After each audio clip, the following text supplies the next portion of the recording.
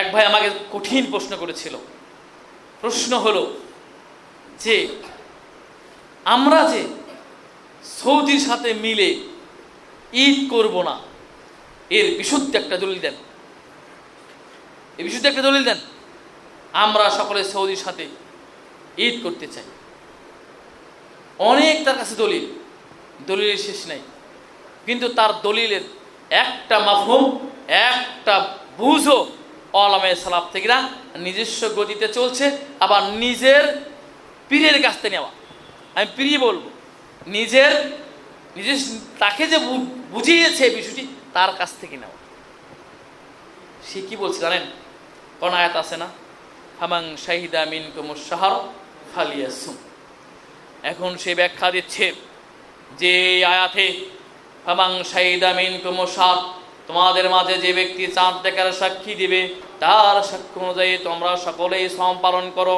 সুতরাং সৌদি আরবের ধুধু মরু প্রান্তর থেকে যদি কোনো মুসলিম ভাই চাঁদ দেখে এবং সাক্ষী দেয় আমি চাঁদ দেখেছি, দুনিয়ার সকল মুসলমানের উপর ওয়াজিব হয়ে যাইবে ঈদ পালন করা এবং শ্রম রাখা। আমি বললাম এই ব্যাখ্যা কে দিয়েছে?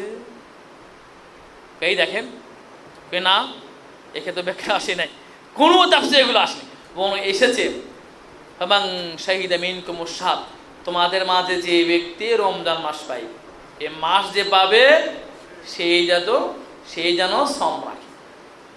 এখন এই শ্রম আমরা আমাদের দেশে চাঁদ দেখে পাবো না ভিন দেশে চাঁদ দেখে পাবো? আমাদের দেশে চাঁদ দেখি আমরা পাবো, কারণ সৌদি আরবে যখন চাঁদ দেখছি তখন আমাদের এখানে সময় কয়টা? কমপক্ষে 8টা, আর 8টা বা 9টা। তো এই সময়ে চাঁদ দেখব। সৌদি আরবে চাঁদ দেখছে 3 ঘন্টা আগে, আমরা 3 ঘন্টা পরে যদি সেটাকে ফলো করি, এটি ওলামায়ে সালাফদের বুঝের বিপরীত। ওলামায়ে সালাফ এটা বোঝেনি, আপনি নিজের গতিতে নিজের ইচ্ছা অনুযায়ী বুঝেছেন, সুতরাং আপনার এই বুঝ ভ্রান্ত। এখন তাকে কে বুঝাবে? এখন সেই তো বড় পণ্ডিত, সেই বড় পণ্ডিত। এই পণ্ডিতটি কেন হয়েছে? ওই যে তার সহবতের সমস্যা। তার কিসের সমস্যা? সহবতের সমস্যা। আমার এক মাদানী আলিম আছে, কিছু কিছু কথা আপনাদেরকে বলে দিচ্ছি। কি বন্ধু ভাই, আজানের সময় হলে একটু বলেন আগে, শোনেন, আশ্চর্য হবেন। এখন আর মানুষ মানে কি বিষয় নিয়ে সে দাওয়াতি কাজ করবে এটা খুঁজে পায় নাই।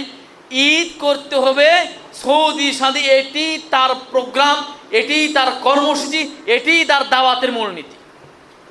লা হাওলা ওয়ালা কুওয়াতা বিল্লাহ। আমি শুনে আশ্চর্য হলাম, তিনি একজন মাদানী আলেম, উনি এক এলাকায় 3 দিন হলে 3 দিন থেকেছেন শুধুমাত্র তার এই মিশন বাস্তবায়নের জন্য।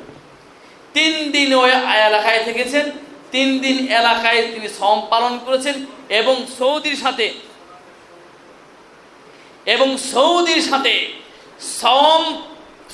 সাথে ঈদ পালন করার জন্য তিনি তার অনুসারী তৈরি করছেন, তার মুরিদ তৈরি করছেন। এরপর তাদের নিয়ে সৌদির সাথে ঈদ উদযাপন করে বাড়ি ফিরেছে। আমি নাম জানি, উনি আমার ওস্তাদ, উনি আমার কয়েক মাস আরবি সাহিত্য পড়াইছেন। লা হাওলা, কেমনভাবে আলিমের পদস্খলন ঘটে তার হিস্ট্রি শুনলাম। এখন তার করুণ পরিস্থিতি, না আছে তার সাথে পরিবার, না আছে সন্তান, না তাকে কেউ দেখভাল করছে, সে এক কঠিন পরিস্থিতিতে জীবন অতিবাহিত করছে। অথচ তার কাছে এটি সর্বশ্রেষ্ঠ কাজ যে বাংলার মানুষদেরকে সৌদির স্বাধীন করাইতেই হবে। লা হাওলা ওয়ালা কুওয়াতা ইল্লা বিল্লাহ। এই দাওয়াতে মিশন নিয়ে এমনভাবে ছেপে পড়েছে, যাক পরিবার জাহান্নামে কিছু দেখার দরকার নেই, যাক সন্তান জাহান্নামে কিছু দেখার দরকার।